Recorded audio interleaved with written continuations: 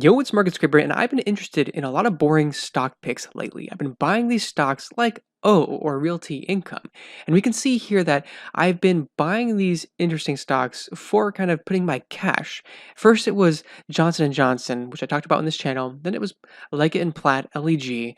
And then finally these stocks have been breaking out lately. So I've been funneling my money into another stock, and that has been or Realty Income. And I posted this over here, I think this was the 9th, talking about how we've been trading in this channel here, and it looked like we are going to break out finally. And why I thought we are going to break out to the upside is I saw a lot of other basically reopening plays being invested in by investors, but not necessarily REITs yet. And I thought REITs would be the next sector we can see money funnel into. And we definitely saw that happen, which was pretty exciting. We saw that happen finally over here. This is today's price action here, right here, this candle over here. So we see money finally flowing into or Realty Income. We broke out here. So that's pretty exciting, but I see us having a lot more room to run here.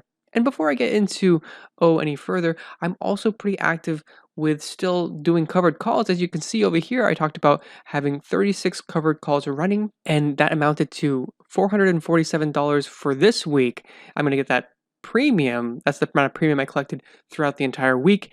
And if you want to follow me, definitely check me out here. This is the Market Engineers Discord. We run this together, myself and the market engineer. We decided not to change this to Scrapeneers or some other type of name. So for now, it's still called Market Engineers. And so check us out here. If you want to follow the things that I'm doing, I post here actively the plays that I'm running, the different stocks that I'm playing, and also just some of the covered calls that I'm getting into as well. So if you want to follow me here, definitely check us out here. And I have a link to the Discord in the description down below. It's free. Definitely do your own due diligence when you're looking at here. There's people that are more into short-term trades, long-term trades, day trading. There's a lot of different folks here with a different strategy. Sometimes we call out different plays, whether it has to do with the technicals, whether it has to do with the volume spikes. For me, I'm mainly posting about the covered calls that I do and also the long-term positions that I'm adding as well. So if you're interested in that, check us out over here, and let's get back into my boring plays over here.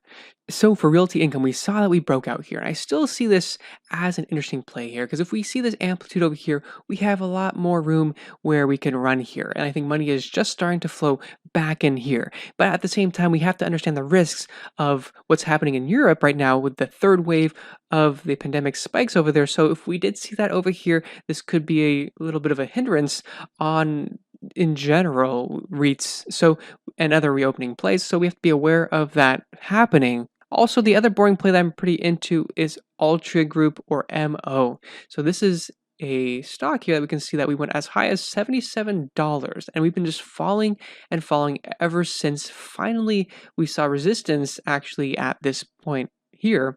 And then finally we broke out. And so after I saw us breaking out here, I started buying into this stock. I think I started buying in the $48. And so I bought a significant amount of shares there, mainly to beef out my dividend portfolio. But this is a stock that I see, again, pretty significant upside. I think this was the bottom here. I think that we had a nice inverse head and shoulders pattern form over here. This is pretty bullish. So in general, I think this stock has more room to run. I think this was definitely significantly oversold. I think people were kind of putting this out of business territory, whereas the demand for their products is probably going to be stronger than ever, especially with people having a lot of stress and a lot of different things involved. This is a sin stock, so be aware of that when you're investing. Maybe you don't want to invest in certain stocks, so that is completely fine. And the next stock that we have over here is Duke Energy. This is a utility stock, and we can see here that we are trading in this channel here. Now, this upward channel here is something that might not necessarily be the way I drew it. It could draw us a little bit differently, so be aware of that. But let's look at this bottom channel here. And so we have to be aware of potentially going to the downside. I'm not sure how utilities trade in general. Money might start flowing into this sector, and we could break out of this in a big way. That's definitely possible. But this bottom trend line here is interesting. The reason why it's interesting is because it's not necessarily too obvious how we might have drew this, because there's a line that's going down over here. Maybe we should have moved this line a little bit over here. It would connect with a few different lines here and is interesting, and it would imply that we didn't necessarily hit this recently. But I think that this should go over here. And the reason why I'm putting this over here instead is because we can see that this breakout over here had an area of resistance and now it is acting as an area of support. So that's why I made this line over here versus at a different area. And this is just kind of gets you in the head of the way I think of and why I draw lines the way I do. And we can see if anything in the history of this stock also is in line with this. And we can see that also, we can see that we had resistance up here in terms of where this line was here. So this line is looking to be fairly significant.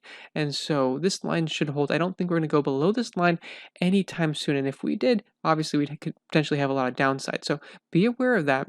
I think it's more likely that we break out to the upside. The question is when. I'm not sure when that happens, but I'm buying this stock. I'm beefing out my dividend portfolio. And the last play that I've been buying lately, and I've been selling this one very recently. I sold some today actually because I wanted to funnel that money into some other place. But basically, I've been putting some money into this stock. It's been appreciating, and then after the market starts to go down, AT&T is not moving, just like the other stocks. The other stocks are also not moving or they're going up. That's the pretty cool thing about these boring plays. And then I can reallocate that money into stocks that have been going down a lot lately. Another stock that I bought today was TDoc, so Teladoc. So we can see that when stocks go down a lot, I can sell some of these safe, boring plays and funnel that money into these plays that are pretty interesting that could make a lot more money, basically. So we can see here that we are butting up against an interesting line here. If we did break out of this line, we can see basically we have this bullish flag pattern here, and maybe we can see price as high as 32 or 32.50, maybe 32. And once we break out of 32, though, if we can break past this high over here, we then get to see this high over here. And this high, we can look at this. We see that we are at $33.24. And once we break above $33.24, things start to get pretty interesting. I think we would then start to fill this gap back over here. And basically, we'd go to the low from over here. And the low from over there looks like we're at around $36.32, it looks like. So that's the next area to keep an eye out if we start to break these different marks here. And those are the boring plays. And I hope you guys got some value from this content. And if you haven't already, smash that like button, subscribe to this channel for more content like this, and I'll catch you guys in the next one. And keep in mind that none of this is financial advice. This is just some random guy on YouTube drawing some stick figure lines on a chart talking to you guys.